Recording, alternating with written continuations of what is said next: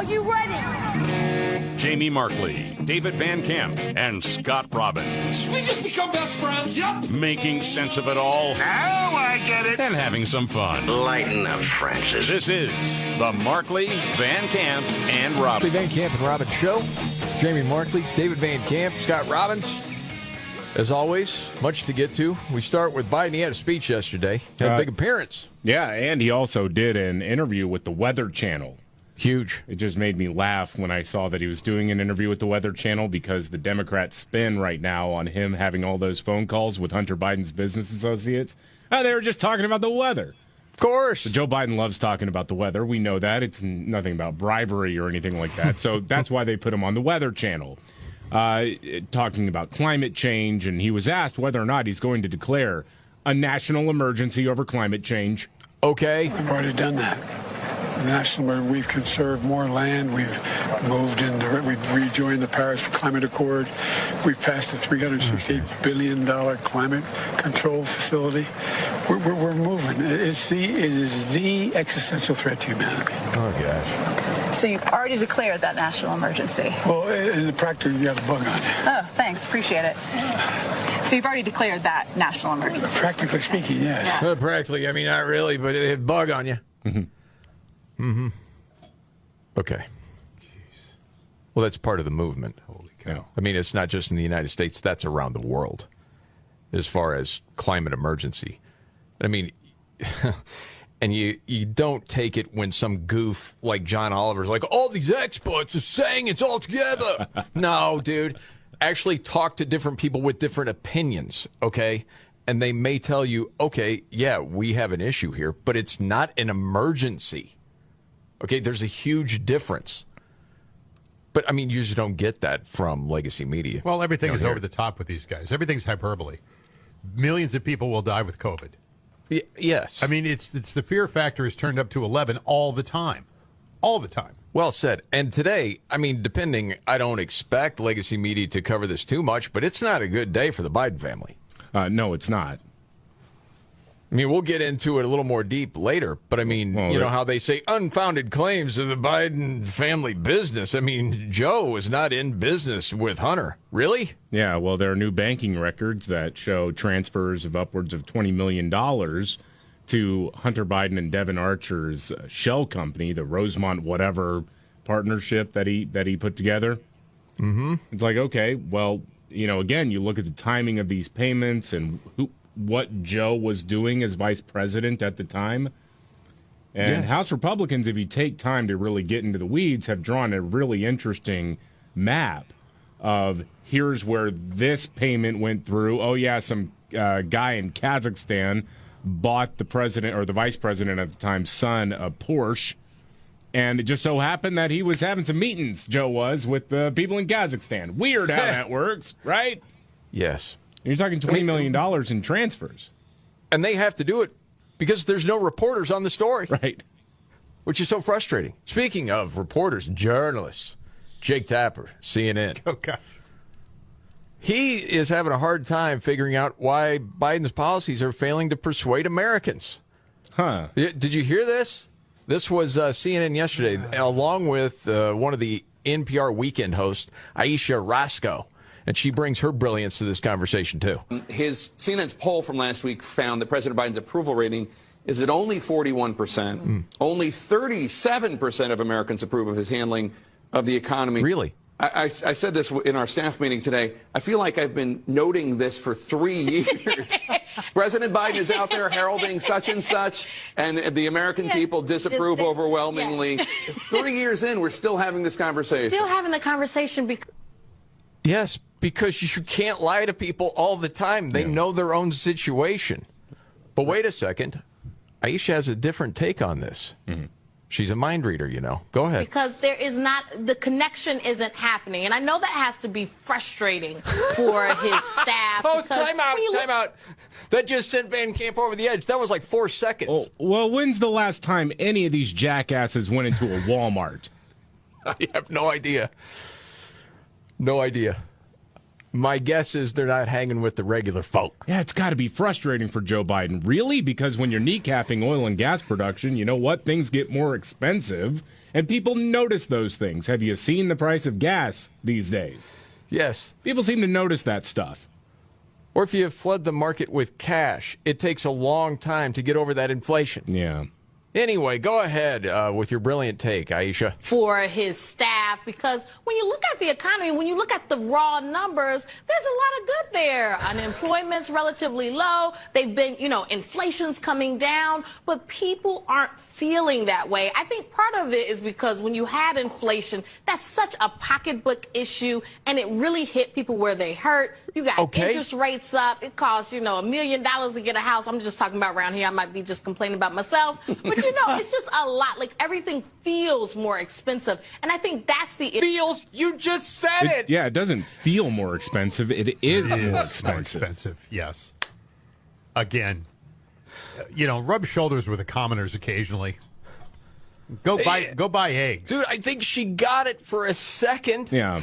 It's like, but it just feels like it. Yeah, but unemployment's down, and unemployment has rebounded back down to about where it was during the Trump administration, maybe a little bit lower, and that's good. But when people are having to work a couple of jobs to make ends meet, or when they're thinking about racking up credit card debt to make ends meet, to go to the grocery store, fill up the gas tank or whatever, you know how much they care about the unemployment rate? They don't.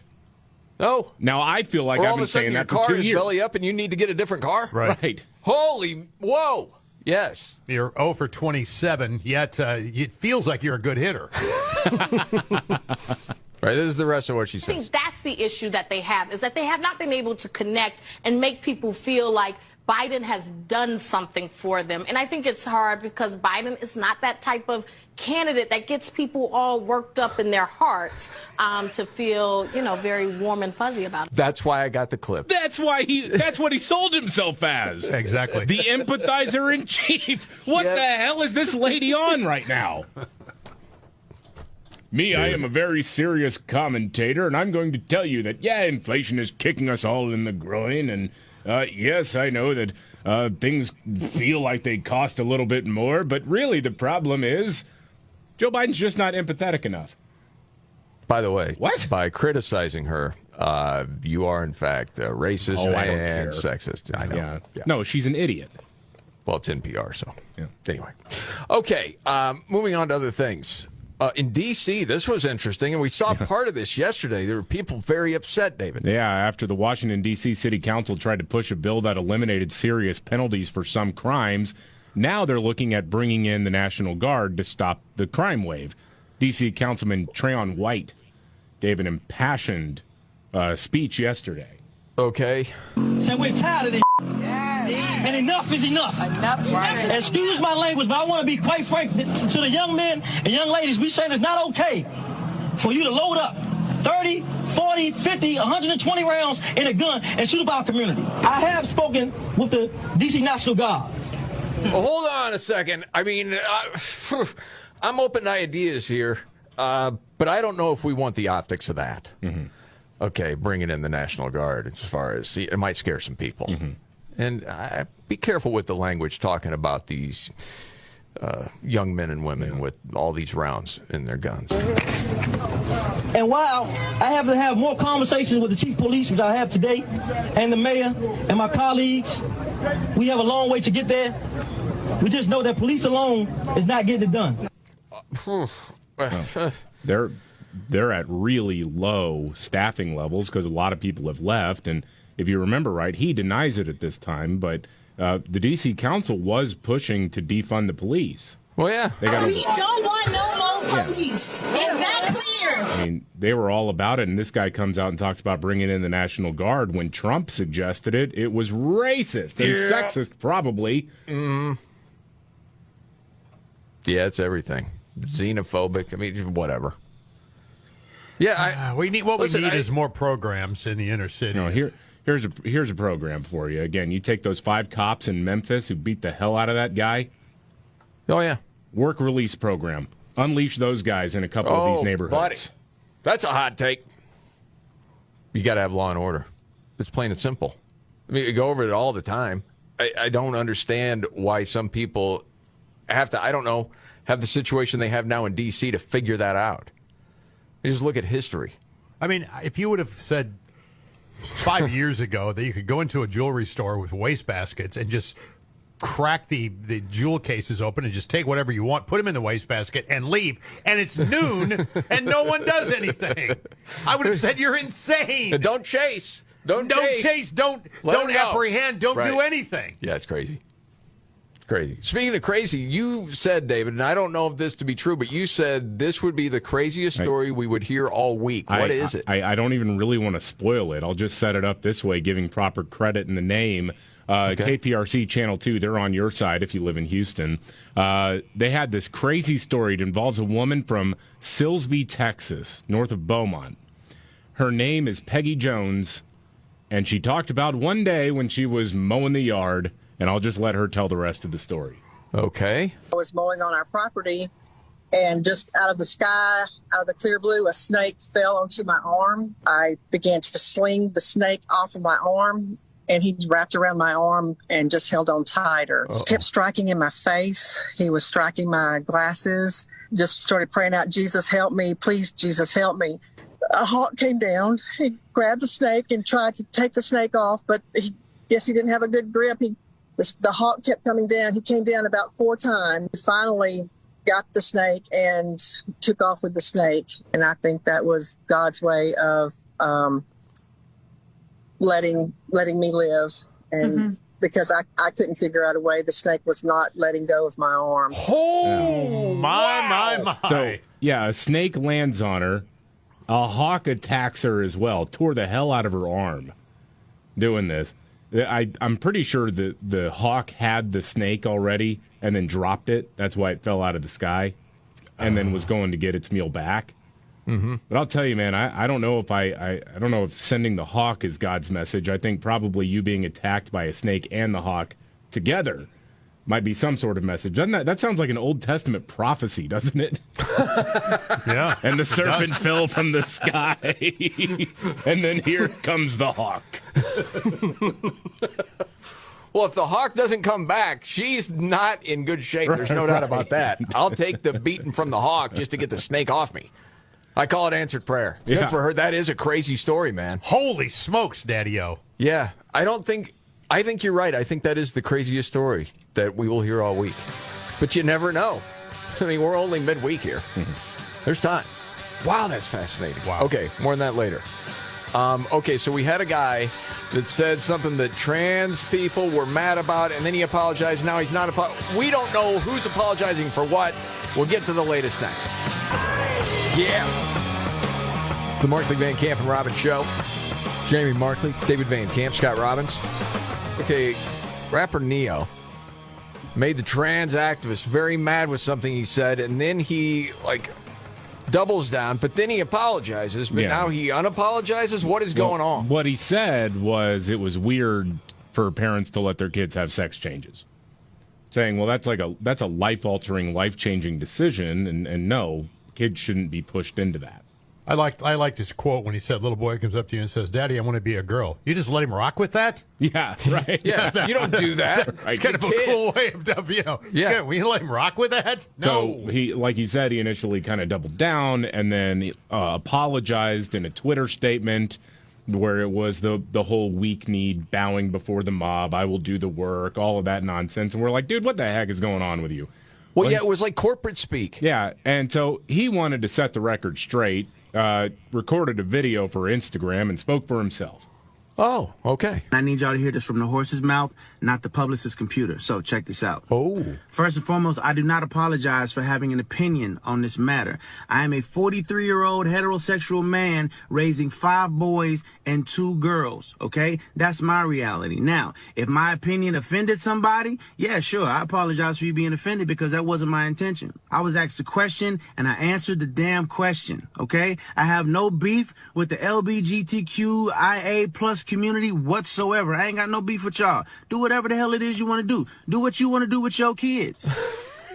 Hold on a second. Just by the tone, you can tell this dude's had enough. He's had it. He really has. And it is. Dude, that's the thing. You're not wanting to offend anyone, but having an opinion is going to be offensive to people. That's just a fact, especially today. However, somebody asked my opinion on this matter, and this is how I feel. I will never be okay with allowing a child to make a decision that detrimental to their life. I will never be okay with that. I don't care. I definitely plan to educate myself a little bit more on this matter. However, I doubt that there's any book anywhere or any opinion that somebody's going to tell me that's going to make me okay with letting a child make a decision like that. That's just period, point blank, and that's how I feel. If I get canceled for this, then you know what? Maybe this is a world where they don't need a Neo no more, all right? And I got no problem with that. That's great. And honestly, isn't that what everybody needs to say? Yeah. Cancel me. I don't care. Maybe the world doesn't need a Scotty Robbins anymore. Well, they've been saying that for a while. Yeah, I was going to say, yeah. Scotty Robbins needs the world, though, to need Scotty Robbins. Thank you, David. If I get canceled for this, then you know what? Maybe this is a world where they don't need a Neo no more, all right? And I got no problem with that. I'm a hustler, all right? I'll figure it out. I got kids to raise, and I'm going to do that regardless. So, with that being said, yes, y'all have a good day. I love everybody. Yeah. Good for you, Neo. Well, 7 kids. Yeah. Prolific. He's 30. Been busy. He's 43. 43. I'm kidding. Yeah. Yeah. But I that's how a lot of people do feel. They're just too afraid to say it. Which is ridiculous. There's no need to be afraid to say it because No. everybody or most people agree with you, actually. If you say, yeah, that's kind of crazy to give a sex change operation or hormones or whatever to kids, that's crazy. Most people understand that. Yes. But, I mean, you have a lot of timid people in our society that just don't want the trouble. And it's like, well, I don't have kids. What do I care? Yeah, do whatever. Yeah, fine. It's kind of crazy. Happened to see this. Found it interesting. Not surprising at all. Turns out the more you watch the home improvement shows, it only makes you feel bad about your own house. Yeah, it does. Guess unless you're Van Camp, it can do a lot of stuff. Where, you know, you can fix up stuff and it is cheap. But for a lot of people, it's not as cheap as what they give the impressions on TV. Oh, yeah. On those different shows. So has this happened to you before, David, where it's like, hey, we could renovate this or do something like here, and it's only going to cost X amount, but it's way more than that? It always costs more. That's why professional home builders and home renovation guys always have contingency budgets. Yes. We'll talk to some of those guys. They're like, okay, yeah, that's what they say, but here's the reality. Yeah. And then they'll tell you exactly what the different materials cost. Not to mention the labor involved. Yeah. But it's always more than you think. But yeah, I mean, if you keep watching that stuff, I mean, I know people do it. I'm not saying there's anything wrong with it. But how do you not look at your own place and be like, yeah, it's not as cool as that? Yeah. I think it's more like my wife looks at me and says, he's not as cool as Chip. Exactly. All right, big story. Joe Biden dined with foreigners who supplied their family with $20 million. That and much more coming up right here. The Markley, Van Camp, and Robbins Show. I'm Jamie Markley, the Gen Xer. David Van Camp, the Millennial, the Sexy Boomer. Scott Robbins. One of my favorite clips that we had on the show yesterday just makes me laugh because it's so true. And it was Joe Rogan talking about Joe Biden. Joe Biden's been a goof his whole career. He's always been a goof. He's been caught lying so many times. Yeah. He's so full of There's so much evidence that he's corrupt. Is there evidence of corruption? Are there receipts? Yeah. New detailed bank record showed $20 million in payments to the Biden family and their partners from foreign actors in places like Russia, Ukraine, and Kazakhstan during Joe Biden's time as vice president. Unfounded claims against the Biden family. Now, of course, none of the newly released records directly linked payments to Joe Biden. There was no card from any gas executive in Ukraine or Russia or Kazakhstan that said, "Dear Joe, thanks for taking our bribe. Your friend, Russia." And Democrats are parlaying that into no evidence whatsoever.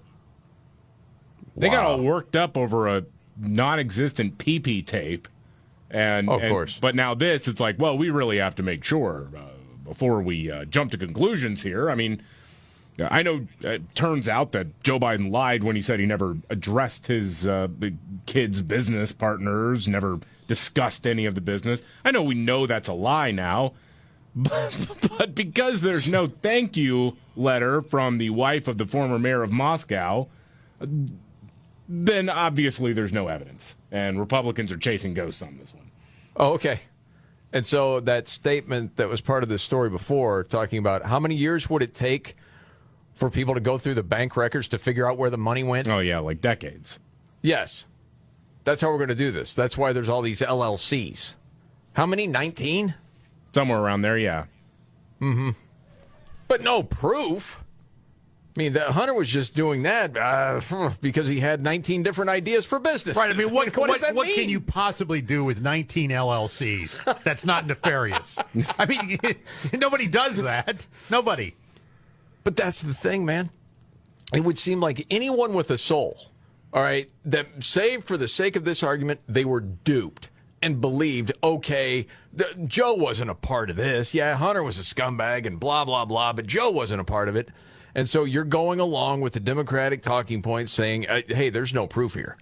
All right, there's nothing going on. There's no evidence. All right, and he never talked about any business dealings with his son. And then all of a sudden, well, he wasn't in business with his son. Right. Okay, so you go along with that. Yeah, he wasn't in business, and you're still going to go out there and say, see, there's no proof. How do you do that? I guess it's true, man. What, you go to D.C. and your soul's gone? Yeah, you don't have a soul. Wow. Okay. So following that, meanwhile, Donald Trump's out on the campaign trail. Yeah. Gee whiz. What do you mean, gee whiz? Oh, man. The Christie thing. Oh, the Chris Christie. Yeah, you heard this, right? Yes, I did. Oh, my gosh. Did a campaign event in New Hampshire, started talking about some of his presidential primary rivals, and here's him talking about Chris Christie. Okay. He's eating right now. He can't be bothered. Uh-oh. Wow. Oh, boy. Holy cow. Sir, please do not call him a fat pig. That's very disrespectful. Don't call him. See, I'm trying to be nice. Don't call him a fat pig. You can't do it. Holy smokes. What's your thoughts, Scott? You're over there going, oh, boy. Well, I mean, it is Trump being Trump. It's very authentic. He said, don't call him a fat pig. Yeah, you know why he said that. I don't even know if anybody really said that or not. Right. Yeah. You saying it was a straw man? Yeah, he's coming to his rescue. Okay. Yeah. Gets on the phone, Chris, I want you to know. I was trying to tamp down the crowd. Yeah. I told him not to call you a fat pig. They didn't listen. Yeah, it's not me. I was defending I mean, to be different. After he said... He's eating right now. Exactly, yeah. I'd never call you a fat pig. Well, and did you hear anybody go, hey, he's a fat pig? I mean, if it was audibly clear, you could say, well, okay, maybe he was referring to that. But I didn't hear anybody say it, even if they did. Oh. Okay. I'm not saying he's a girly man or anything. I didn't say that. So are you hearing from people that they did not think that was cool at all? Yeah. I mean, a couple anyway this morning. Yeah, it was like, that wasn't cool. This is the thing. I voted for the guy, and I can't vote for him again, and here's why, and things like this. Are you talking about in the primary or the general? No, yes, and yes. If he wins the primary, they're not going to vote for him, and if he wins the general, they'll probably sit it out. They're not going to vote for Joe, but they'll just sit it out. Wow. I mean, I can't imagine that. And again, if Trump is the nominee just sitting it out, I can't imagine doing that. Well, I can't either. But again, this is all visceral right now, right? Mm-hmm. Yeah, it's interesting, man. But I mean, because you do talk to different people, and we've brought this up before. Whatever happens, happens. Let the voters decide. Absolutely. Well, we've said on this show before, Chris Christie can't be the president because he's too heavy. Dude, we've said it. I'm not taking the conversation as far as, is Chris Christie, is that the problem with Christie? Is he just way too much? No, he doesn't have a chance. It wouldn't matter if he lost 100 pounds. But you could also have the greatest message in the world, and when you can't take care of yourself. I understand. What I'm saying is, okay, as far as Trump running for president, when you talk to a lot of people, it seems like they would prefer someone else, but it does never show up that way in the polling. No. He is killing everybody. It doesn't. Yeah. It's not even close. No. I mean, I think we would all three say we're surprised how big of a margin it is between Trump and DeSantis. Well, I saw something today that was like one of the early primary states. I don't know if it was Iowa or I can't remember which one it was, Rhode Island. But it was like, would you vote for him if he went to prison? And the majority of the people said, yeah, I'd vote for him. Against Biden? Yeah. Well, of course. Biden should be in jail. Yeah, well, yeah. Right. That's not a joke. No, I know. I understand what you're saying. Now, I think that would be an interesting presidential election where both candidates are in federal prison and they are running. It's like the ultimate reality show, right? They're running for the opportunity to pardon themselves. Wow. I hadn't thought about that, but you're right. That's a good way to frame that. That's really David. incentive, isn't it? Yeah, it really is. It's like the Hunger Games. Yeah. Right. Chris Christie not involved. Okay, let's just move on. See? We gotta go. We gotta get to other things here. All right. That part of the show, going around the table, may not be the biggest story out there, but it caught your attention. Today, David, what's your story? I know a lot. Most people are not on Twitter or X or whatever. But one little feature that has been introduced under Elon Musk is a thing called community notes. And I love it. It's not traditional fact checker where you'll have like factcheck.org says or the AP says blah, blah, blah. No, it's a bunch of users will weigh in and whatever really rises to the top as truly factual. It democratizes fact checking. Mm-hmm. And it is amazing when it happens. And you get one of these community notes when somebody just obviously lies on Twitter. And it happens to Joe Biden a lot because he lies all the time. The latest one was yesterday morning. He wrote, America invented semiconductors when we went to the moon. Today, they power our everyday lives. Over time, our manufacturing was hollowed out. We went from producing nearly 40% of microchips down to 10%, but thanks to the CHIPS and Science Act, production will be brought back home. Readers added context they thought people might want to know, says Twitter's community notes. The semiconductor was invented by a German named Karl Ferdinand Braun in 1874. The semiconductor transistor was invented in the U.S. in 1947 and the integrated circuit in 1958, also in the U.S., all well before going to the moon. And then here are the links. No one, the history books will note it. It was the Not to Die Act. Yes. Well, yeah. Is that with a K or is it KN or is it just N? I like some of the comments on it, though. It says, the ultimate fact check needs to be that we never went to the moon. True international effort to pressure. Yeah. All right, Scott, what's your story today? Well, we have a new winner in the Mega Millions, $1.6 billion. It was one winner. The person purchased the ticket in Florida at a Publix store, one of the kind of 7-Elevens that are there. It's a big grocery store, yeah. Yeah, mm-hmm. It's a large chain, correct? Yeah. Is that right? Okay. Anyway, got the $1.6 billion ticket there. Only one. I also want to say I was also a winner last night. And why was I a winner last night? Because I identified as one. There you go. And I want a piece of the Mega Millions pie. And who's to say I didn't win, damn you? I am who I say I am. For my story today, it's a story that's going to make Scott very angry. Well, it's going to make you too angry, David. Anybody that loves dogs, I think, is going to be angry. But just bear with me for a second, because it ends up to be okay. Right. Did you hear about this woman that was flying out of Pittsburgh the other morning, heading off on vacation at some resort? No. She had her 7-year-old French bulldog with her. Yeah. Okay.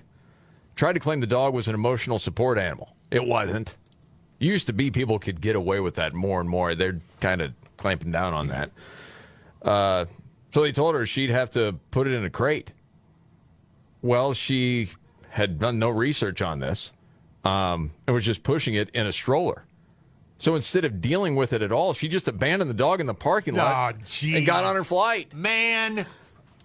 Gosh dang. Got on her flight. Yes. Off to her resort. Yes. Okay. Airport worker found the dog sitting in the stroller near short-term parking at like 5:30 in the morning.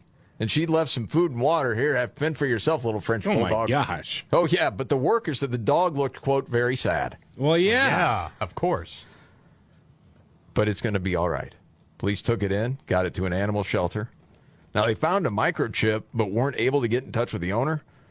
Cops said she's likely going to face animal abandonment charges when she gets back and up to a $1,000 fine. This shelter that's taking care of the dog says there's been tons of calls from people that want to adopt it. So the dog's going to end up with a better owner in the end. Yeah, that's true. The interesting thing about this is I've said this a million times. She abandons the dog, and the penalty is what you say? $1,000 fine and up to $1,000 fine. Animal abandonment charges, whatever that is. Charges will be filed. Yes. Go into a jewelry store, bust it up, take everything in it. At 12 noon, nothing happens to you. Leave a dog in a parking lot, a fine, and arrest. Yeah. Well, and I had another idea. If these guys stole stuff and brought dogs with them, things would change.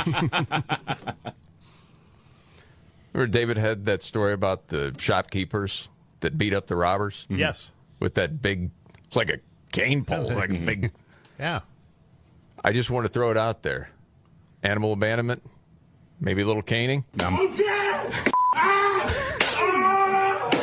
Totally fine with that. I got no problem with it. Yep. Okay, I figured I would pass with flying colors there. Yes. Remember that story of that lady who tried to take an emotional support hamster on her flight, and then they said, no, there's no such thing as an emotional support hamster. And then she flushed it down the damn toilet. Yes. Killed it, and then said that she was the victim, like Delta or United or whatever made her kill her animal. Like, no, they didn't. Yeah. You could have let it go. What do you think, Scott?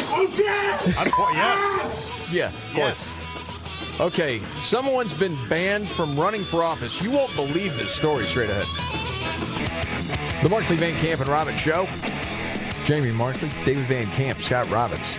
Okay, someone's banned from running for office. What's the story, David? Well, the state of Oregon has banned several Republicans from seeking re-election. This is because they failed to show up while they were protesting left-wing laws. See, Democrats, of course, have a stranglehold on the legislature, and the only way that Republicans could get around that in protest of certain bills on abortion, gun control, etc., was to not show up, deny them a quorum. The same thing that Texas Democrats did, actually, a while back. Was that last year? Yeah, that's what I thought. I'm like, this sounds like the same thing, doesn't it? They loaded up the tour bus. They got a bunch of beer on board. They were celebrated for leaving the state. Man. Well, last year, voters in Oregon approved Measure 113, which, would ban people from seeking re-election if they missed 10 or more days out of the legislative session unexcused. So that counts, and boom, they're getting the boot. Got it. So I cannot wait for Joe Biden to come out, because he's always consistent and say that no one should be punished for their right to protest. Absolutely. Yeah. We stand with them. We will overcome. It's really bad and off key, too. My favorite. Ooh, buddy. Hey, what happened with Dianne Feinstein? Dude, she took a tumble. She fell. Again? Yeah, she fell again. I just saw a news blurb, Dianne Feinstein. Okay, and they're saying some sort of emergency? Yeah, she had to be taken to the hospital to make sure that she was okay. She banged her head pretty good, apparently. But she's at home now. I mean, this lady needs to retire. I know that there are Republicans who say, no, she needs to be there because, she exposes the Democrats or whatever, prevents them from doing certain things. I just think, man, her face tells you that she's lived a lifetime of evil and it's taken its toll on her. Seriously, she looks like the old like the ghost in a haunted house movie. It is something, man. But at the same time, live out the rest of your life in peace. You go to a nursing home and you see people that obviously are very much older, but it's weird to say, looking so much healthier than she does. Yeah, absolutely. Sort of to your point. It is this crazy thing. And when you just are talking with regular people, the question is usually, how are we in this situation? Well, and it's part of the way people vote. But the likes of Pelosi, Biden, Feinstein, I mean, dude, there have been reports about her and her mental fitness for the gig. This isn't just over the last 18 months. This goes back 5-6 years now, and it just gets progressively worse. Well, it's sad. The charges would be brought against anyone else in this situation. for elder abuse. Under what, though? I mean, if you were forcing someone in elderly capacity like her to do a job, they're But I don't think they're forcing her to do it. I think, okay. And I'm not going to pretend to be a doctor. Okay, she's right. out of her mind, right? From all reports that yes. you've seen, is that Yes. just common people language, she's out of her mind. Yes. Okay. There's no one close enough to her to say, we can't do this anymore. Well, and evil has taken root and manifested itself into Dianne Feinstein's face. So, And you know what it sounds like in the early stages of that? What's that? We will overcome. This is the Markley, Van Camp, and Robbins Show. Are you ready? Jamie Markley, David Van Camp, and Scott Robbins. We just become best friends. Yep. Making sense of it all. Now I get it. And having some fun. Lighten up, friends. The Robbins Show. Jamie Markley, David Van Camp, Scott Robbins. Okay, one of the 9 wonders. Who said that? Oh, that was Joe Biden. Wait a minute. 9 wonders? Well, he's designated some of the land near the Grand Canyon as a national monument, and he was talking about the Grand Canyon yesterday. Okay. Have you already heard this? Yeah. You have? I have. Okay. The Grand Canyon 9 wonders? Okay, roll it. Go ahead. The Grand Canyon, one of the Earth's 9 wonders, wonders of the world. Literally. Think of that. It's amazing. No. Well, it is, but again, the Grand Canyon is seen as one of the world's 7 natural wonders, but there are also 7 wonders of the world. Right. 8 if you count the Astrodome. You grew up in Houston. You got to say that, right? Exactly. It's part of it. Well, what would the 9th one be then? Boy, that's a good question. What's Joe talking about? Then that was the Grand Canyon, then, I guess. Wow. Okay. Designated by Joe. Yes. Okay. Okay. Got it. And what didn't he say Earth? Did he say Earth? I think. Roll it again. Now we got to Grand Canyon, one of the Earth's 9 wonders, wonders of the world. When it comes to Biden, you're getting pretty, nitpicky there. Yeah. If he's not calling on dead people. Right. I mean, it's a win. Is he describing the way a dog sounds? Or The Earth. Not Gee whiz. Is it Earth? the Earth. It's actually a weird combination of syllable or of sounds, it seems, where it's not quite Earths. It's almost like Earths. It's really hard to do. I just think of it as ERS. Earth. Yeah, Earths. The Earth. God. Either way, we're going to break it down. No one breaks it down like this show with Joe. Holy cow. I know. And you know what? We could get into all of him talking about the climate, and we're at the forefront, and the Weather Channel interview, all that nonsense. There's other stuff we got to get to. This is a wild one. Oh, yeah. Okay, this is a teacher being fired for, you won't believe what they said. Yeah, self-proclaimed black supremacist first-grade teacher in North Texas has been fired after libs of TikTok made her racist rants go viral. This is at Mesquite Independent School District. The lady got really mad, apparently, because her sister was dating a white guy. This is common with people within families. You just hear it. It's not talked about that much, but I've heard different tales of this, but she had said it. Y'all already know why I'm having a bad day. Why is that?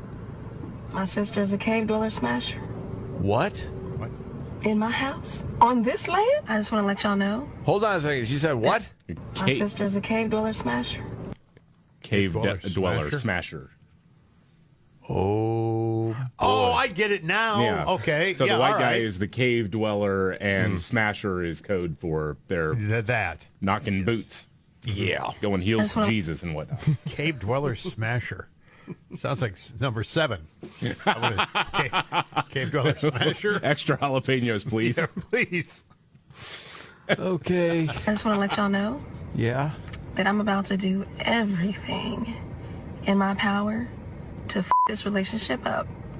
Okay. And it's going to be so fun and so satisfying to watch. Ooh. She had also talked to her boyfriend about, killing the guy. And that was probably the point where the school district said, "Okay, we're going to have to fire this person." I think technically she resigned. Oh, but it was one of those things like, okay, the school district put out a statement saying, she's gone. She's no longer affiliated with our school district. This is an elementary school teacher, at 3rd grade, who's just openly doing, talking about white people as cave dwellers and whatnot. Mm-hmm. It is wild how comfortable she felt doing that.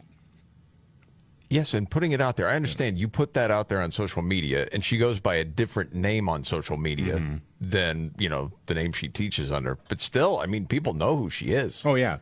And then evil person from Lives of TikTok puts it out there. Yeah. No, she put it out there. Exactly. Well, stop. Stop with the nonsense about those guys doing it. They didn't create this. They're just amplifying the message you want out there. Right. Exactly. Well, they're helping you out, actually. She had also posted a message saying, "Yes, y'all found my job, but I still have it. The employers told me to calm down or whatever," and they laughed about the controversy. Mm-hmm. And then it's like grand opening, grand closing. She also posted a video of her in the school saying, "Yeah, I've still got a job." Not anymore. No, you can't do that. Although now the thing is, go ahead. Well, it's just I always felt good about the different teachers my kids had through school. And also knowing that not every school is like that. And there are a ton of teachers out there like this. And part of the reason we know about it is Libs of TikTok. Right. Mm-hmm. It's amazing what these people want to put out there. But that's what they do. Speaking of public school, David, this is wild, isn't it? Oh, I think it is really funny. We keep hearing that public schools are underfunded. They need more money. We especially heard that during the pandemic. Hey, we got to replace the HVAC systems and improve ventilation and whatnot. And most of that money never went there. Huh, weird. Huh. Yeah. But they're really not underfunded. It's a question of priorities most of the time. How are you spending the money? What are you doing with the money that is given to you? Overall, adjusted for inflation, school funding keeps growing every single year. It's really striking when you look at the numbers laid bare. And again, it's a matter of where districts are putting money and their resources. Now, Ed Choice did an interesting poll. They asked one question, but two different ways. So the first way they asked it was just generic. Do you believe public school funding in Texas is too low? And 55% said yes. Funding for public schools in Texas is too low. Mm-hmm. Then they asked, on average, Texas pays $10,000 per student attending public school each year. Do you believe that public school funding is too low? And it flips. 60% of all adults say, well, no, it's not too low. And among school parents, 65% said no. Right. So what does that tell you? It tells you that, and this is not actually going against any teacher at all, but administrators and what are they doing? What are they expecting to do? How are they spending the money that they get? And just anecdotally, I'll say I know somebody who is working in a charter school right now who had worked in public school or a traditional public school. Mm-hmm. And one of the striking differences is that the technology that's available in that school building is not there's not a lot of flash. The smart boards, they have no smart boards, nothing like that. Right. But everything works. And if you talk to a lot of teachers who have, whether it's smart boards, a bunch of iPads in the room, a lot of times they'll tell you the damn things never work. There's always a problem with it, and there's almost never an IT person available to help fix it. So they wind up going unused. And so districts do spend a lot of money they don't need to spend. Okay, here's my thought. What I think it tells me is the brainwashing works. Oh, yeah. That people are constantly fed the message, schools are underfunded. Fact check me on this if you could in real time, David. Okay. New York City, cost per student, isn't it like 16 or 17 grand? Isn't it something like that? Per student that is I think spent? I remember that as well. Between 15 and 17. Somewhere in there? Like the highest. Okay. Yeah, well, it's at this point, as of April, you're talking about now $37,000 per student. Per K to 12 students because of enrollment declines. Yes. So it's been a huge increase, a 47% increase since 2016 as of last year. But if you polled people in New York, are the schools underfunded here? Absolutely. Yeah. They would say yes. Well, they're not. You've grown to hear that narrative so often. You just assume it's true. Yes. That's what I'm saying, man. Yeah. No, you're right. You're absolutely 100% right on that one. The brainwashing works. Yeah. Keep up with that message over and over and over. Okay. Do you think, switching gears as far as what people believe, do you think overall people in the United States have a different idea of what homelessness is now than, say, 10 years ago? Yes. Yeah. I do too. Big time. There was more sympathy toward people that were homeless 10 years ago, and now people are looking at going, okay, we got a bunch of drug addicts. We got a bunch of people that want to be homeless. It's not everybody. A crime. I mean, it's insane. Hurting people. Yeah. Yes. And so, you look at these different stores all across, big cities where there's a homeless problem. What are you going to do? I mean, there's like a homeless encampment where your business is. Yeah. It's hard to keep a business alive. When you can't call anybody because nobody will do anything. No. So did you hear what the 7-Eleven in Los Angeles did? I did. They started playing Africa from Toto on loop to keep the homeless people away. I thought it was an interesting choice. Not a bad song. No, I don't think it's a bad song. I was just like, if you're going to do that, would like Baby Shark be more appropriate? Or, I suppose. Yeah, Africa? That's a weird choice, but it was working, apparently. It was working. And so there's this dude that goes out, and it was funny. What's his name? Damon Packard? Lives near the store. He was doing this whole thing on Facebook about it and made the video of saying, yeah, it's actually working. And here's part of what he recorded. Proof that the 7-Eleven is still playing Toto's Africa 24 hours a day. Okay. See? Okay. No sound manipulation. All right. Now, here's the twist as he's recording this. This is the actual recorded audio. And another thing to note is that this 7-Eleven... Oh, wait a minute. It just stopped. Yes, it's a big surprise. What? I like that. What? That's strange. Yeah. That's the first time I've heard it stop. What is this? Listen to this. That's bizarre. What they started doing was doing like this classical music, but just on for a couple seconds, then off. On, off. That's even worse. Yeah. Isn't that worse? Yeah. Yes. Okay, so pick it Anyways, up. what I was going to say is, it's interesting to note that this 7-Eleven is usually filled up with insane homeless, but it's empty tonight. Oh, there it goes. There. Yep. Africa's back. And then it starts again. Somehow playing this song has eradicated the homeless problem here. And then it's back on Africa again. And you got some people saying, this is cruelty. No, you're trying to make sure your business can survive, for crying out loud. Yeah. I love that. They need to switch it up and use the Weezer cover one day. Oh, yeah. I remember them doing that. You see the guys at Toto going to the mailbox, there's big royalty check. Show. Jamie Markley, Dave Van Camp, Scott Robbins. Okay. A massive pedophile ring has been uncovered. Yeah. What is the story, David? Hey, remember when The Sound of Freedom came out? The anti-child trafficking movie that tells us, based on a true story of a guy breaking up child trafficking operations, and liberal media just went nuts about it, saying it was QAnon and all this nonsense. Like, well, we all know trafficking happens, but it's not that big of a deal. See the movie. Yeah, right. It was saw really weird. It's terrible. Well, authorities in the U.S. and Australia working together arrested nearly 100 people yesterday in connection to a suspected pedophile ring that was uncovered after 2 FBI agents were killed while investigating a child abuser. Wow. Total of 79 people were arrested in the U.S. Another 19 were caught in Australia. That's according to the FBI and the Australian Federal Police in a joint press conference that happened yesterday. The investigation also produced 65 indictments, 43 convictions in the U.S. 13 children have been rescued by investigators. Wasn't that also part of the narrative when that movie came out from left media? Well, they're overblowing it, saying how much it happens in the United States. No, it does happen.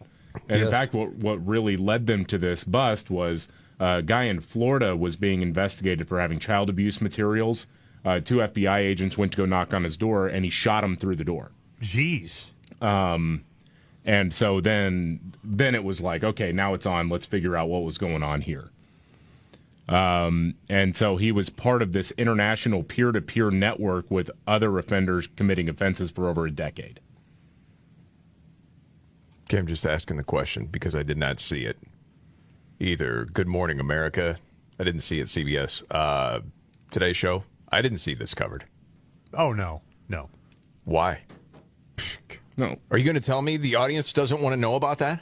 Yeah. No, of course the audience wants to know about it. And I within my lifetime, I can imagine or picture, mainstream outlets picking that up as this, like, great news story that Yes. these monsters have been brought to justice. Absolutely. But, yeah, I don't know. I mean, Why again, do they not cover it? Again, it's kind of weird for all these people in media to be like, how can anyone believe QAnon? And then they do things that, well, bolster QAnon claims. Absolutely. Why are you so eager to protect child sex traffickers? I don't understand. Exactly. It makes no sense. Yeah, I'm with you, man. 100%. Kind of crazy. Man, tragic story out of Italy. I don't know if you saw this. An Italian cheesemaker died the other day, was crushed by thousands of rounds of cheese. Like Padano cheese in the aging room of his factory in northern Italy. If cheese fell on him? Yes. Well, to explain it, and his name was Giacomo Chiapparani. He was 74. He had entered the aging room to check the automatic robot used to clean the cheese rounds during the aging process in this warehouse. Apparently there were 10 corridors of floor-to-ceiling shelves with approximately, 1,600 rounds per corridor? And there was a collapse. It was like a domino effect. It fell on him. And that's how he died. And I'm thinking to myself, oh, my goodness, if you're the family, is it one of those things you're trying to find some sort of lining to say he died doing what he loved? I don't know. I don't know. Maybe you can think about suing the manufacturers of the shelving. You can get some cheddar. Oh, my God. I was going to suggest... This is the Markley, Van Camp, and Robbins Show. Wow. Yeah. I disavow. Okay, yeah. It was for the greater Gouda.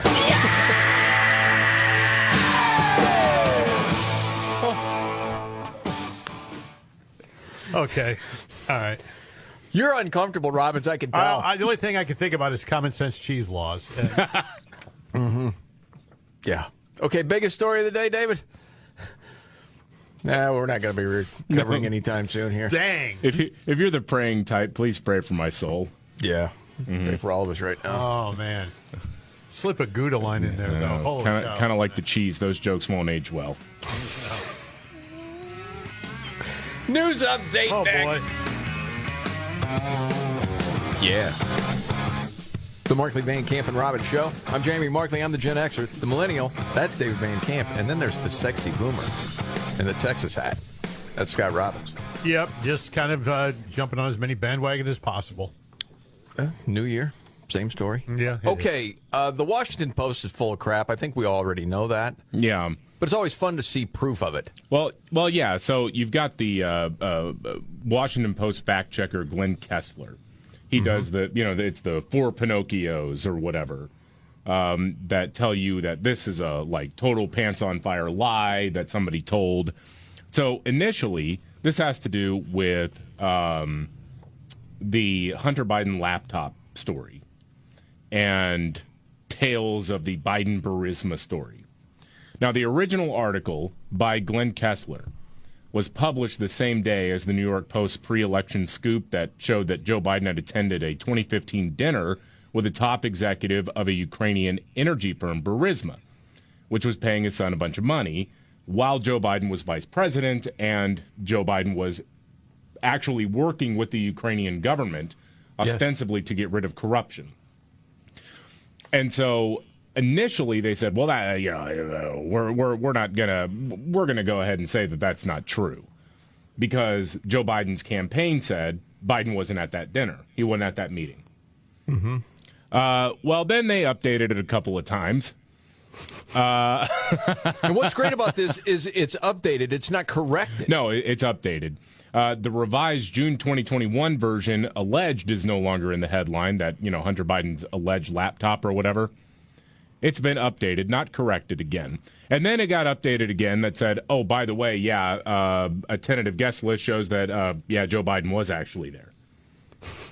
Jeez. But again, you're not actually publishing it again and saying, oh, wait, this was actually wrong because democracy dies in darkness, which is what's on the masthead of the Washington Post.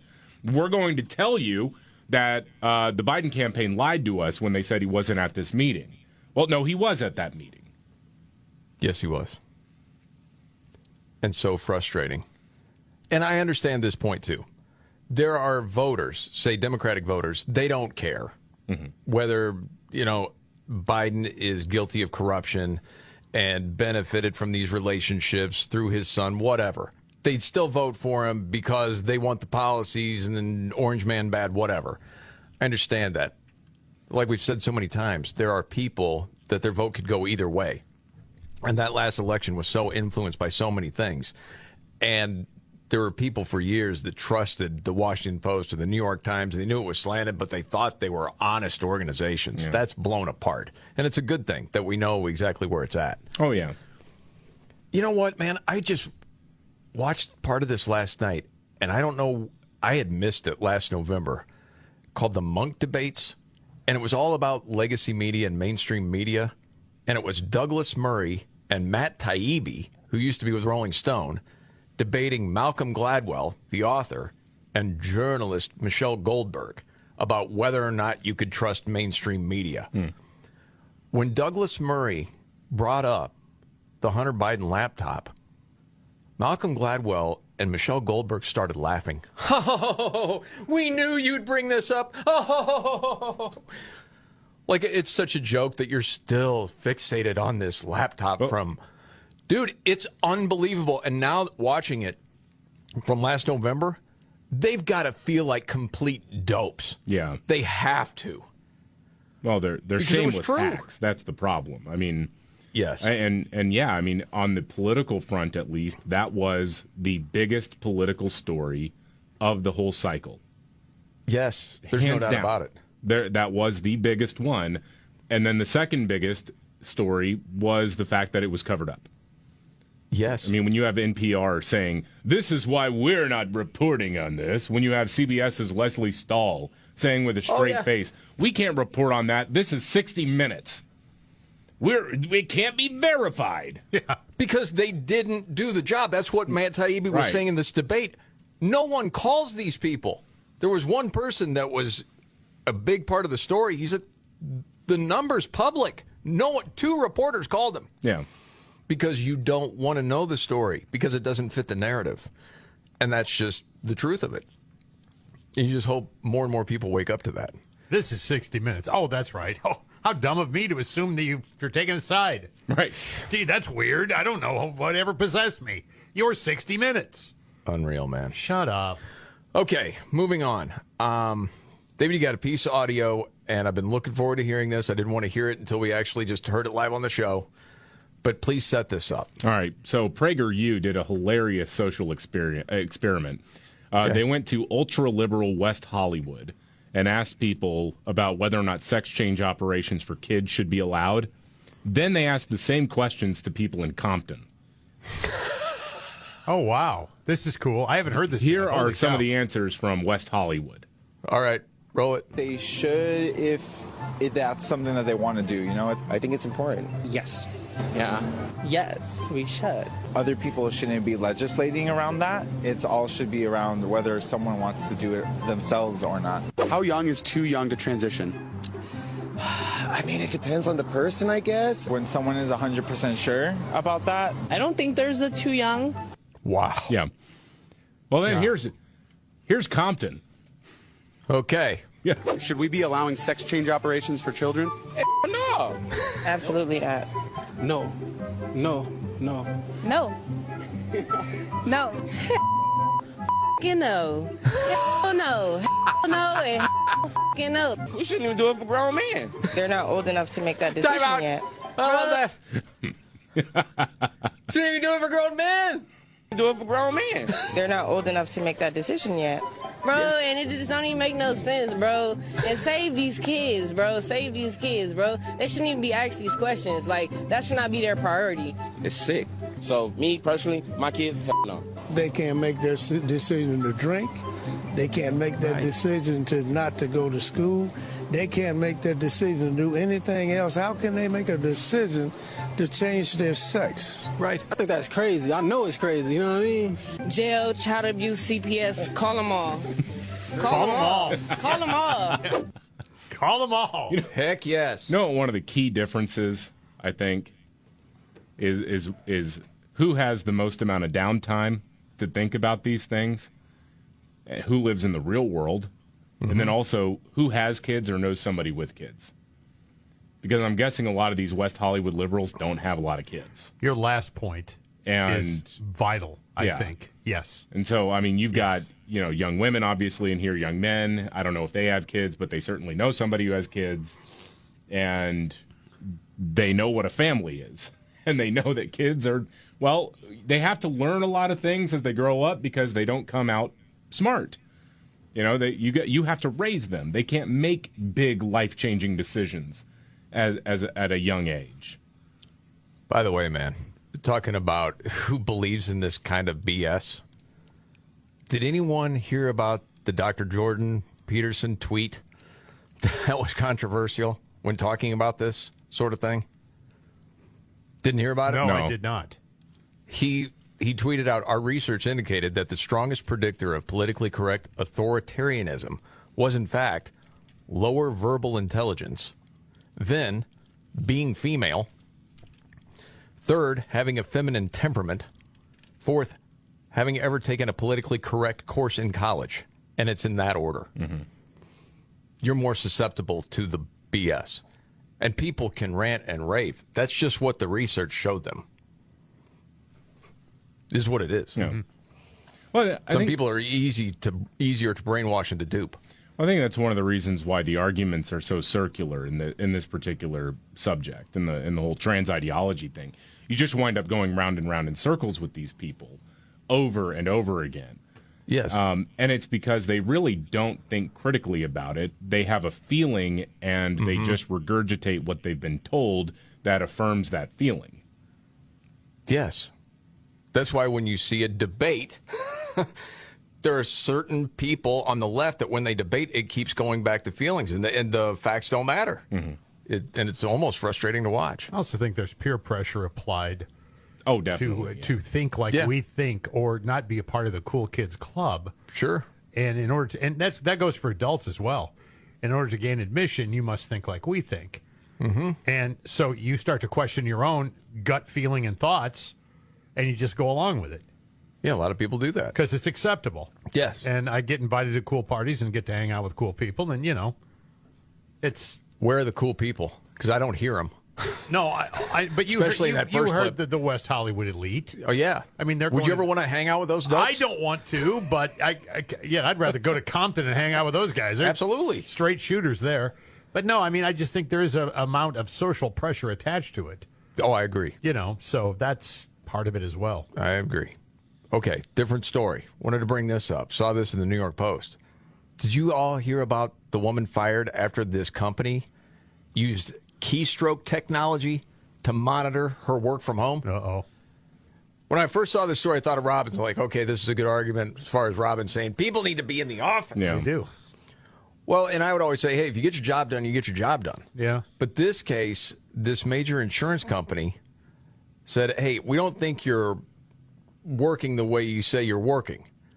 And so this woman, Susie, is it Chaco, was fired. And it says for a valid reason of misconduct. So, cut to the chase, said, okay, she had been working from home. She said she had had some mental health issues and that they just wanted to fire her. And that's what they ended up doing. But the company said, no, we had this keystroke technology to figure out how much you were actually working. So they knew how much she pressed her keyboard on 49 working days from last October to December. And they found out that she started late on 47 days. On 4 days, she didn't touch the keyboard at all. Wow. Or very little for 44 other days.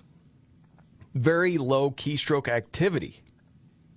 And recorded 0 strokes again over 117 hours in October, 143 hours in November, 60 hours in December. And that's part of her gig. Yeah. There's no way to lie through that. Nope.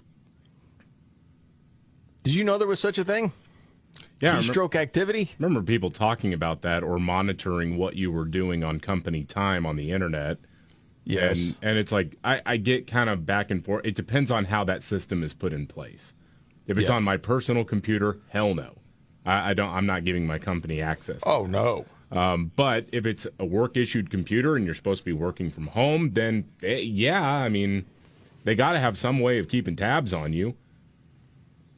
Yeah, I suppose so. Can you just randomly just punch a bunch of keys to make it look like you're doing something? I was going to say, get some gerbils and leave your keyboard in I just thought the same thing. cage. Wouldn't this be easily remedied for those who don't really want to work? Well, it's kind of like what you do on the control board there when something's not firing right. You just hit multiple buttons. Just keep hitting something until it fires, right? Till it works. Oh, can you imagine if they installed that here and they actually knew what buttons you hit? Oh, man, that would be a bad day for you. I'd be sitting where you are, and you'd be sitting where I am tomorrow. I guarantee it. Okay, do we have time, David? We may have to. I want to make sure we have time for you have a story about a feisty monkey. Yeah. You don't want to sell that short. No. Okay, so we want to get to the story on the feisty monkey. And also, mayor of the city found a bunch of cocaine. Oh, yeah, right. You want to hear that story? Coming up. The Markley, Van Camp, and Robbins Show. Jamie Markley, David Van Camp, Scott Robbins. Okay, who's the mayor that, quote, found a bunch of cocaine? Yeah, the mayor of Tampa, former police chief, by the way, Jane Castor, was out fishing with the family. Yeah. And apparently found a few bricks of cocaine floating in the water. Wow. And she says, well, yeah, obviously I took it out. I saw what it was. I marked the location of where it was on the GPS, and I got on shore, called the police, called the authorities, made sure that they were able to log all of this. And I'm just saying that maybe the White House can find a different excuse for why they found cocaine in the White House. Someone was fishing, or had just come back from a fishing trip. Right. That's what happened. It fell out of the galoshes. What lure do you use to catch cocaine? Hunter Biden and a $20 bill. You know, the new reporting is Joe knows who it was, and it was an associate. But they're saying it wasn't Hunter's, but it was someone within the Biden family sphere. Okay. Yeah. That's what they're saying. Hunter's drug dealer. Could be. You don't know. Business associate, David. Come on. Right. All right. I can't take it. We got to get to the feisty monkey. What is the story with a feisty monkey? So police were called to a home on the south side of Houston earlier this week after a report of a loose monkey that had bitten someone. Apparently, the monkey was somebody's pet. It got out and had bitten a neighbor. The cops got called, and it took nearly an hour to get the monkey captured because it was hanging out in the undercarriage of a truck. Dang. And it was mad. That monkey was ticked. Apparently, it had I don't know if it had gotten hit by somebody who was trying to defend themselves from the feisty monkey. But this is Officer Jesse Rodriguez, who is really trying his best to stay professional. I'll say that during a press conference. He was first on the scene. Okay. Well, we find some people that point us to a monkey, and we go into the truck, and there is a monkey hanging from the axles of the truck. Wow. He looked pretty beat up, and after that, we pretty much requested the resources that he needed to get better help. Obviously, because we don't know much about stuff like that, but we called the resources to get him the help he needs. I don't know how monkeys, they like scream a little bit. He had like little screams. Oh yeah. But he was fine. You could tell that he's just glad that we were there to help him. That's a hell of a day at work, isn't it? We don't have they a lot kind of of scream, you know. Yeah. New in the Marvel Universe, Feisty Monkey. It's like, are you going to get that monkey? You imagine your partner? You get him. I'm not getting him. Hell We no, need resources man. here. No way. I'm not doing that. It's called animal control. They know what to do. Where's Cousin Eddie? He usually eats these damn things.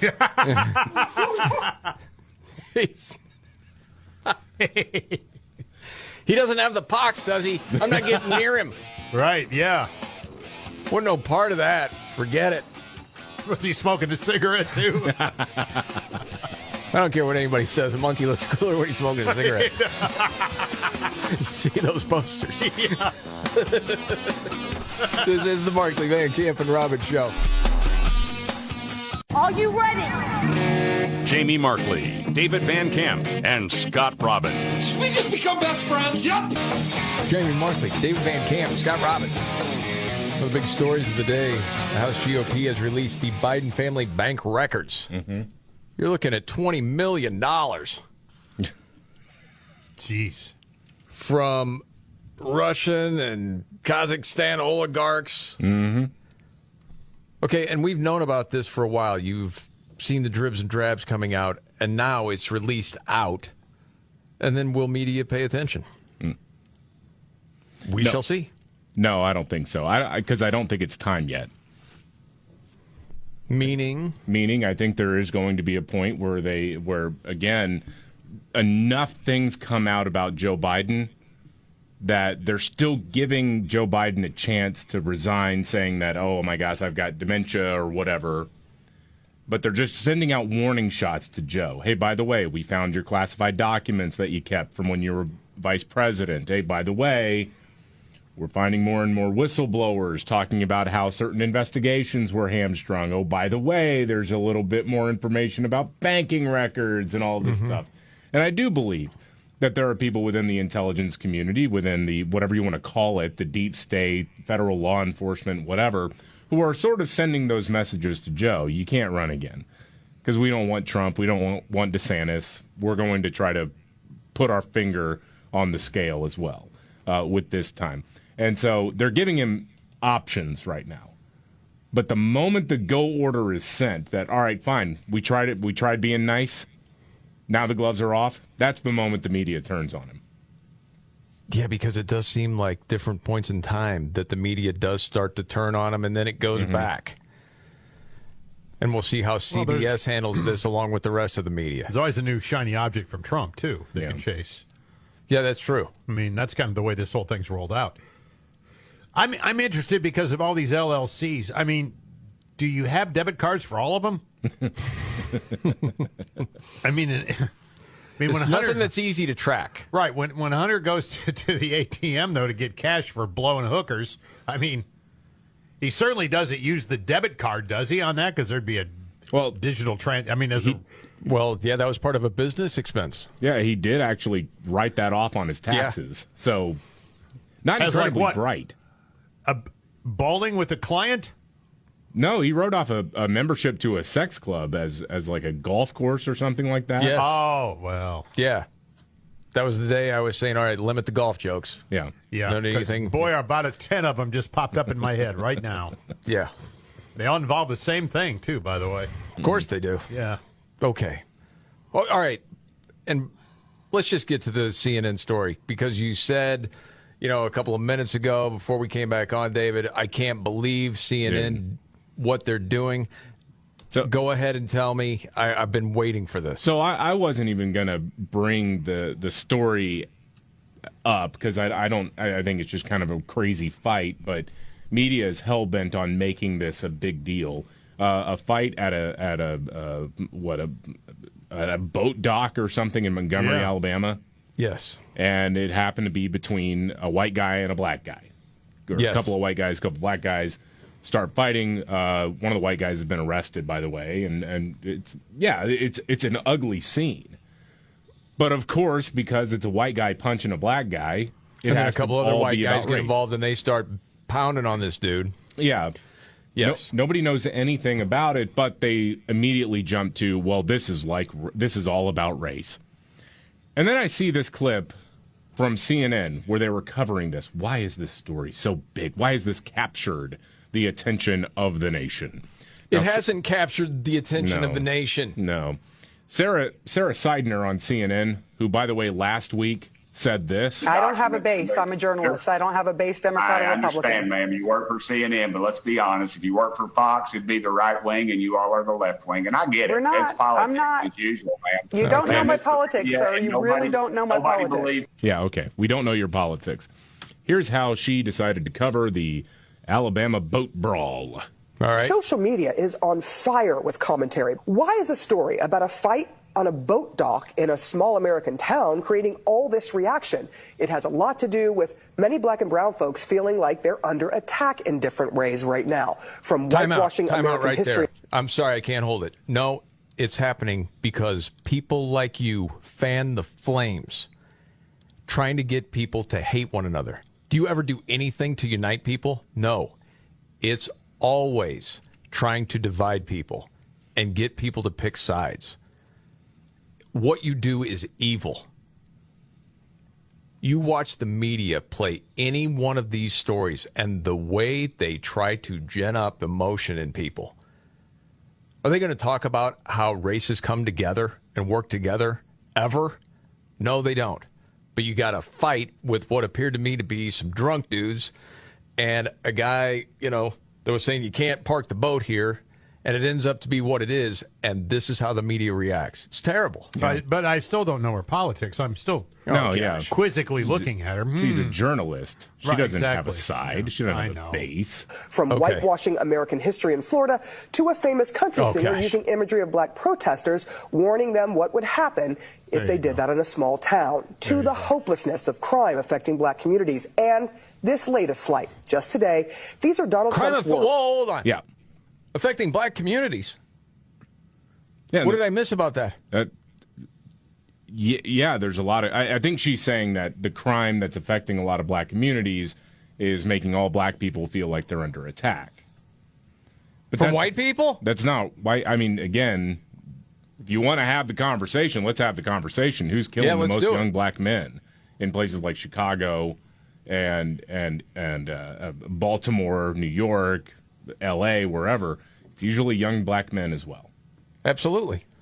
Yeah, those are just facts. Yeah. Okay, go on with this garbage. And this is like the coup de grace right here. To the hopelessness of crime affecting black communities, and this latest slight. Just today, these are Donald Trump's words on the campaign trail and about the black female DA in Georgia. They say there's a young woman, a young racist in Atlanta. She's a racist. And this is a person that wants to indict me. She's got a lot of problems. It is hard to fight against all of that. But in this case, black people in particular showed up for each other. Oh, my gosh. So apparently it's Donald Trump's fault that some drunk guy tried to beat the hell out of a dock worker in Montgomery, Alabama. Yep. That's what these people do. All roads lead back to Trump. They all do. Yeah, none of it makes sense, and everything that she said was a lie there when she says, Jason Aldean has a song where it's highlighting black protesters. No.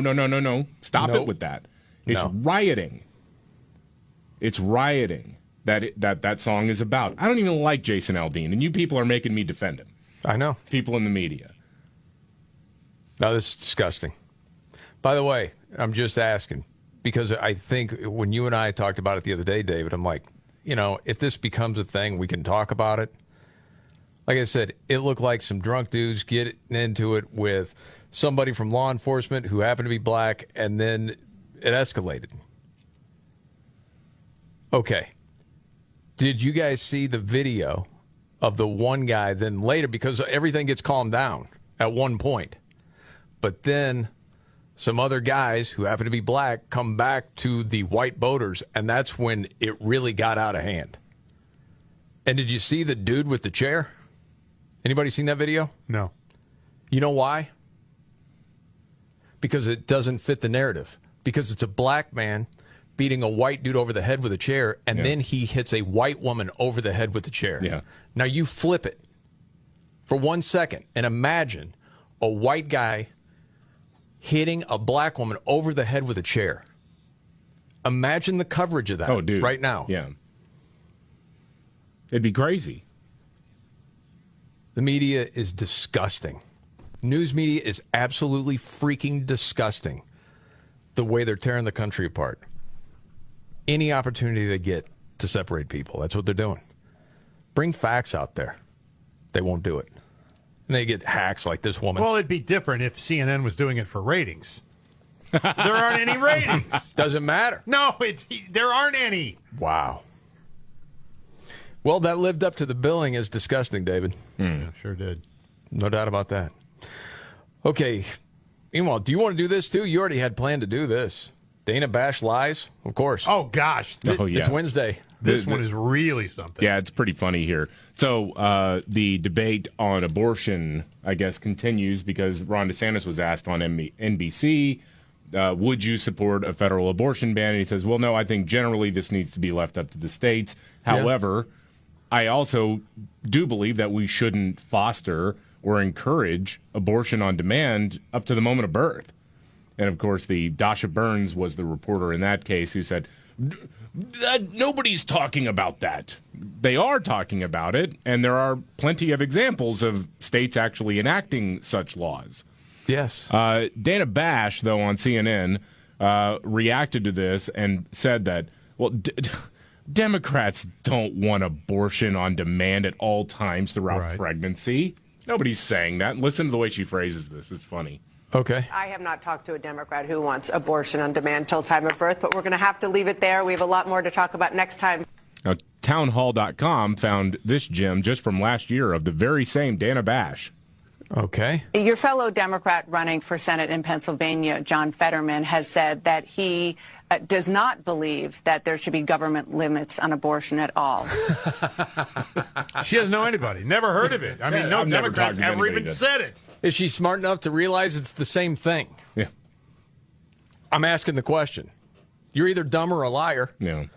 It's one or the other. I guess we could say liar because that's what they do on that network, I guess. Okay.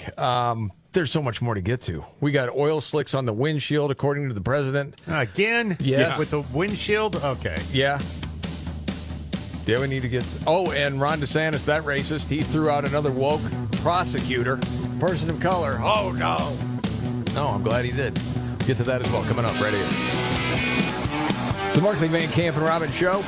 Jamie Markley, David Van Camp, Scott Robbins. Okay. Man, a lot going on. And we got oil slicks on the windshield. Our pets' heads are falling off. I knew that was coming. Golly. Haven't we gone through this slicks on the windshield stuff before with Joe? Well, yeah, Joe Biden was doing an interview with the Weather Channel about climate change and was asked about climate justice because apparently climate change is hardest on black and brown Americans. That's what we're told. Okay. Okay. All right. All right. Yeah. Okay. So we got climate justice? Yeah. All right. What is your administration doing to address environmental justice? 40% of all the funding is going to go to those people. Look, I was raised in a town called Claymont, Delaware. Okay. When you got up in the morning, my mother would drive us to the little Catholic school we went to about 3/4 of a mile up the Philadelphia Pike. The first day of frost, you turn on the windshield wiper, there'd be an oil slick. Higher cancer rates than almost anywhere in America. I understand what these frontline communities are going through. Route 9 in Delaware, the same thing. Look what's going on in Louisiana. So we're focusing on those areas to get the help first. First. And 40% of it's going to go to them. What? But that's not climate change, though. I mean, there are areas of the country. Well, one, the oil slick on the windshield makes no sense. No, that didn't happen. Never has. But as far as like increased cancer rates near manufacturing facilities or oil and gas production facilities, sure, that's been documented, and that has to do with wastewater removal and just general waste removal problems. And a lot of these companies in the 70s or several decades ago lying about what was going into the groundwater or not paying attention to it. But that's not climate change. That has nothing to do with a... Yeah, but it's all part of the narrative. Need to help folks. It was bad, and we're there to help. That's right. They can't do it on their own. It's like parents. They don't know what the heck they're doing. They need help. Right. and that's what we need, social workers, and that's all part of climate justice. Blah, blah, blah. None of it makes sense. All right, I did see this story made sense to me. Ron DeSantis announced, well, it was this morning, he has suspended Monique Worrell, state attorney for the 9th Judicial Circuit, for dereliction of duty and incompetence. What? Why is that? Well, Worrell, who was backed by a group tied to George Soros, has allowed murderers, other violent offenders, and dangerous drug traffickers to receive extremely reduced sentences and escape the full consequences of their criminal conduct. Mm-hmm. Okay, so before, you get the whole narrative, Ron DeSantis is racist, doesn't like people of color, like Monique Worrell kicked her out of her job. Okay, here's some of the examples of the more egregious results of this person's policies and practices. Well, just this last weekend, Worrell was at the center of a major controversy. A person named Dayton Veal was arrested in March 2023 this year for sexual battery on a minor, as well as lewd molestation. That arrest was made while this person was on probation for another offense. That probation began in February of this year. That person was let out on bond and thereafter shot 2 Orlando police officers. Maybe you heard about that story. Yeah. Then there was November 2022, 17-year-old Lorenzo Larry shot and killed his pregnant girlfriend, DeShayla Ferguson. Larry had previously been arrested in 2022 on several charges, including carrying a concealed firearm, possession of a firearm on school property, and criminal possession of a firearm by a minor. But he was released after all these arrests because of Donald Trump. Oh, wait, no, it doesn't say that. No, of course not. Worrell's office did not act on any of these charges until after he killed his girlfriend and their unborn child. That's another reason why this person got fired from DeSantis. February this year, 19-year-old Keith Moses shot and killed a cameraman and a 9-year-old girl. Remember that story? Had a long history of arrests as a juvenile, including aggravated battery, assault, and grand theft. As recently as November 2021, he was arrested for drug possession, but no charges pursued. Why? I can keep going if you want. I think we see dereliction of duty, big red circles around that. It's funny how much outcry there is because it's Ron DeSantis, whereas in Missouri, they were trying to oust the St. Louis County prosecutor for the same reasons. Nobody really got upset because, well, the leadership in Missouri is not running for president. You're absolutely right about that. That's the difference. This is the Markley, Van Camp, and Robbins show. Okay. Is there the biggest story of the day, or is there a couple? There's just a lot. It's almost like a what did we learn today kind of thing. You've got the House GOP releasing bank records on Hunter Biden payments from Russia, Kazakhstan. You're talking about $20 million being funneled to the Biden family. Yep. While Joe Biden was vice president. Mm-hmm. Those are against the rules, kids. Yeah, you're not really supposed to be involved in any of that. Apparently, the Grand Canyon is one of the 9 wonders of the world. There are 9 wonders of the world, and the Grand Canyon is apparently one of them, according to Joe Biden. That's Joe Biden's truth. Yeah. And he chooses truth over facts, remember? Sure he does. Scott Robbins, trifecta, the news update next. The Markley, Van Camp, and Robbins show. Jamie Markley, David Van Camp, Scott Robbins. Got the Scott Robbins trifecta coming up in just a few. News update, David Van Camp. Well, gas prices on the rise again, and looks like we're not going to be able to tap into the Strategic Petroleum Reserve all that much more, or all that much longer, without getting into serious dire straits. But Joe Biden is now saying once again that he wanted to stop all drilling for oil in the United States. Now, it's really interesting because when they hit record highs last year, the Biden administration was saying, no, he's in favor of producing oil and gas, and he wants that. He wants that. We just want to supplement it and transition away. Well, Joe Biden just old yellered that entire argument here in the interview with the Weather Channel, Here's the question and his answer. No new drilling on federal land or offshore. Can you tell Gen Z that you haven't broken your promise? Yes, because the courts overruled me. The court said I couldn't do it. I wanted to stop all drilling on the East Coast and the West Coast and in the Gulf, but I lost in court. But we're still pushing. We're still pushing really very hard. Look, the alternative is you get everything is better as we have. The private sector's coming off the sidelines. They've invested $250 billion in alternative energy. Wow. Well, one, that's another great example of the needle skipping the groove there. It sure is. Yeah, he's trying to remember talking points. Yeah. That's what it seems like anyway. They always just throw out dollar amounts, too. Yeah. I don't know. $250 billion, really? Okay. And with renewables, again, oil and gas companies have been pumping tons of money into that in the last couple decades. One, because you've had bipartisan support for tax credits for doing that, for finding viable renewable energy sources, but also because, and I've brought this point up a bunch of times, the first company that can find a truly renewable source of energy that can compete with the efficiency of petroleum or natural gas will be the single richest company that has ever existed in human history. Yeah, they want to know how to do it. But when? Right. Is the question. And nobody's been able to crack the code really yet. But they keep playing on like electric vehicles. That's the answer. It's not the answer. Oh, heck no, it's not.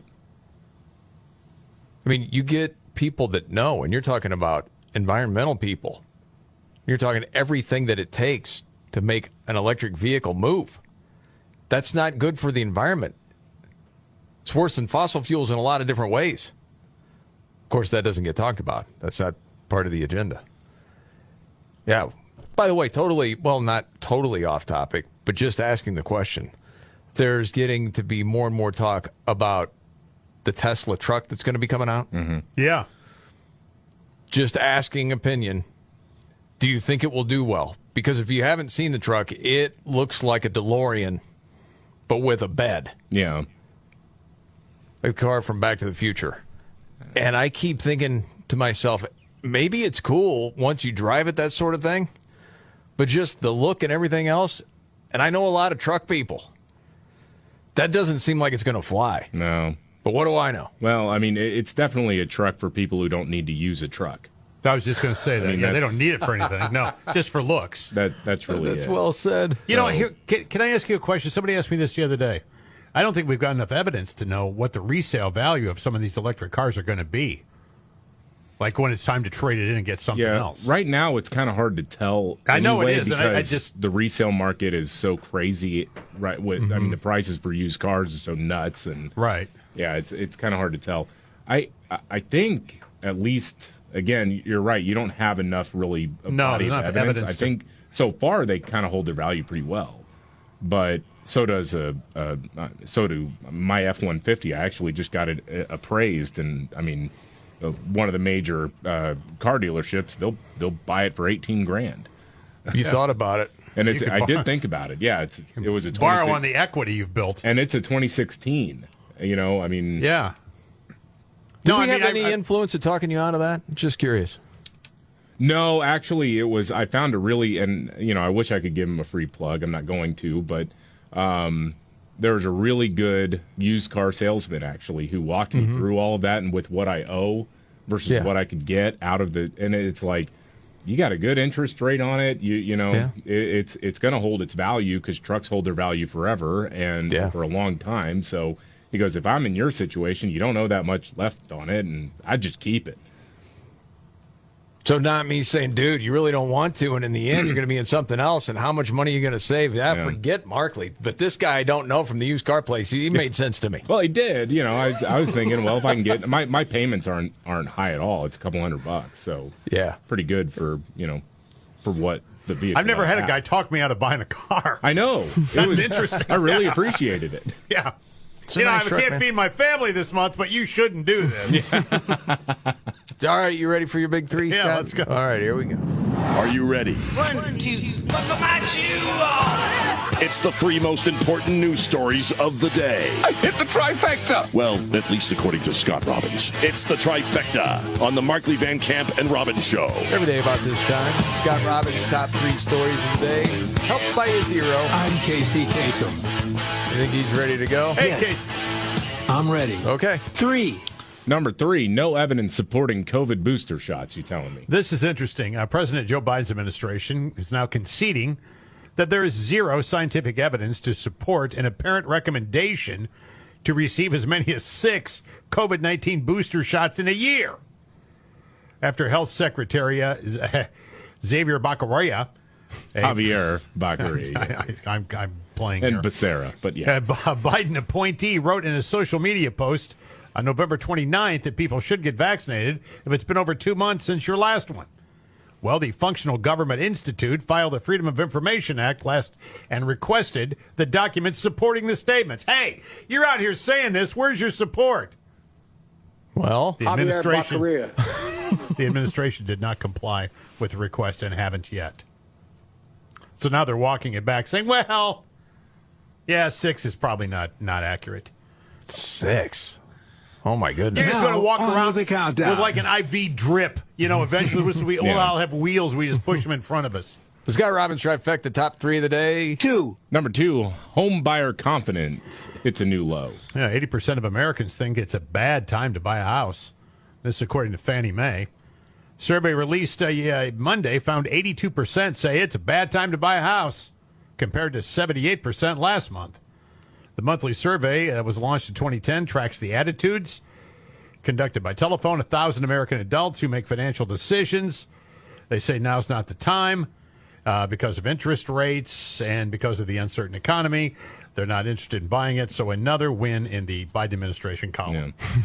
Well, yeah, I just saw something about this earlier today where the gap between the cost to own versus the cost to rent not only has flipped, but now the gap is wider than it has been ever since they started tracking it, that it's way more expensive to buy a house right now than it is to rent a place. Yeah. Between interest it's completely rates. flipped, you're right. Yeah. And, you know, depending on where you live, if you live in a red state where a bunch of people have been moving to, the inventory is still pretty low, and you're going to get outbid. And so there's just not really, I mean, for the starter home or whatever, I'm glad that I'm not in a position where I'm buying my first house now, like I was 4.5 years ago. Well, and you can imagine people that have thought about moving states. Yeah. Now maybe putting the brakes on just because of the cost. Right. That could be it. So, all right, it's the Scott Robbins trifecta, top 3 of the day. Now, on with the countdown. Yeah, I know. Up to number 1. Number 1, Energy Secretary Jennifer Granholm has some financial conflicts, you're telling me. Well, she did have, and this was a company that our government is backed big time. Remember the electric bus craze that was going on when Joe Biden became president?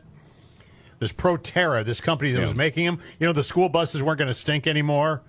Yeah. And and Kamala was out there selling the thing. Yeah, and she was happy because, oh my gosh, you could charge your phone on one of these electric buses because that technology doesn't exist in a diesel bus. Well, one of the big companies making these, Proterra, has just filed for Chapter 11 bankruptcy. Oops. And apparently things have not been going well for quite some time. This even after Joe Biden put a $1.6 billion into the making of electric buses. It doesn't matter. The money's all gone now. And Jennifer Granholm, who was a big stockholder in this company to the tune of several $1 million, got out about 18 months ago and made $1.5 million on her investment. Ooh. Of course, I'm sure she had no inside information. They were going belly up. I'm sure that wasn't the case. Just savvy. She's a savvy investor, that Granholm. So, again, I mean, the word goes out now like, hey, man, we got to stop this stuff. These people that are cabinet positions and in Congress and in government, you can't have stock in these companies. Well, dude. That you have an interest in, that you're giving money to. Or if we could just stop putting activists into these positions, that would be nice. That would be nice, yeah. How many clips do we have of Kamala talking about buses? The buses? Oh, how great they are? Are these new green buses going to keep their signature yellow color? These are going to remain yellow school buses because who does... Yes, of course they're going to be yellow. Among the many things, I'm excited about electric school buses. I love electric school buses. I just love them for so many reasons. Maybe because I went to school on a school bus. Hey, raise your hand if you went to school on a school bus, right? Okay. But remember, we all think that she's not up to the task because she's a woman and a woman of color. Mm-hmm. Is there any other politician that talks like that with any credibility? No. No. She broke the glass ceiling. But you think about this. Crazy think talk. about Ron DeSantis getting out there and talking like that. Among the many things, I'm excited about electric school buses. And then giggly about it? Yeah. Yeah. Vivek Ramaswamy is out there, and all of a sudden you're like, Bus, right? what a goof. Be laughed off the stage. But no, it's because she is a woman of color. Phone. Yes. And there you have it. Well, thanks, Casey. All right. Scott Robbins, trifecta, top 3 of the day. Well done, Scott. Okay. Another news update from David. Got to get to that. Oh, Nimrod's in the news. It's National Book Lovers Day as well. Greatest book of all time. Better have it ready in the next 5 minutes.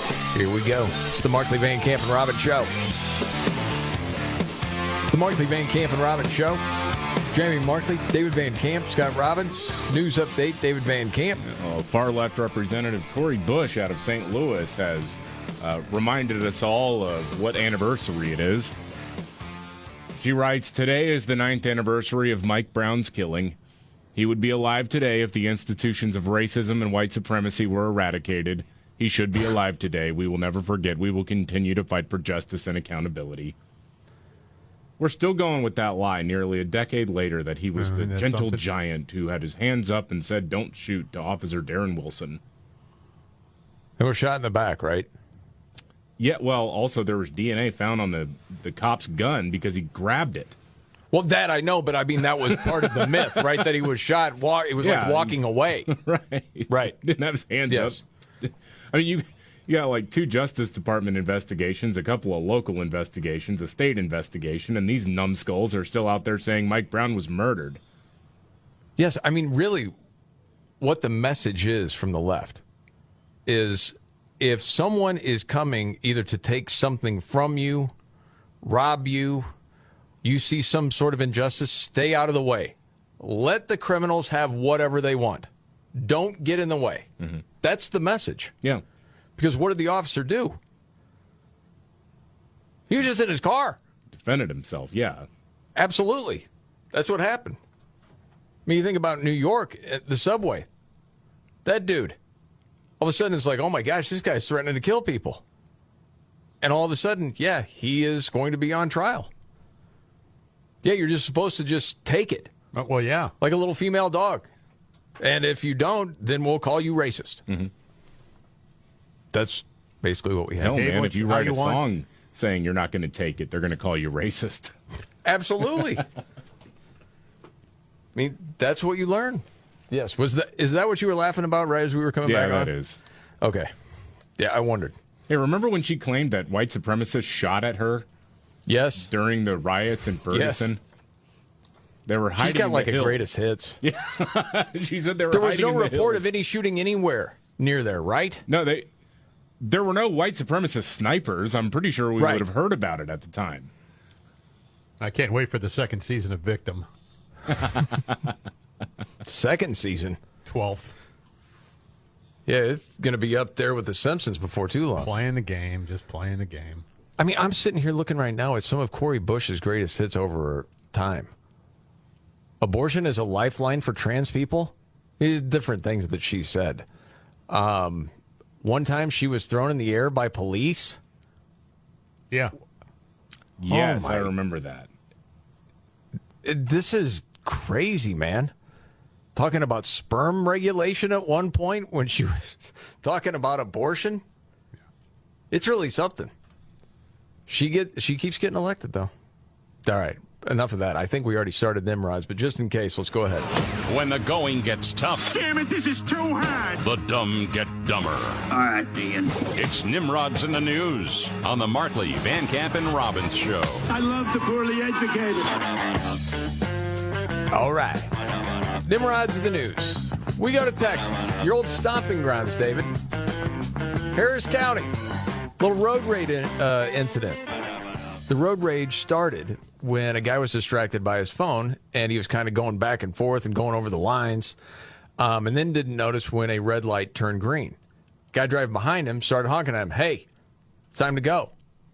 Well, that made the guy that was distracted mad. So distracted guy started throwing objects at the other vehicle. So then the two vehicles stop. Distracted guy gets out and has a can of white spray paint with him. Sprays it in the other guy's face and on his car.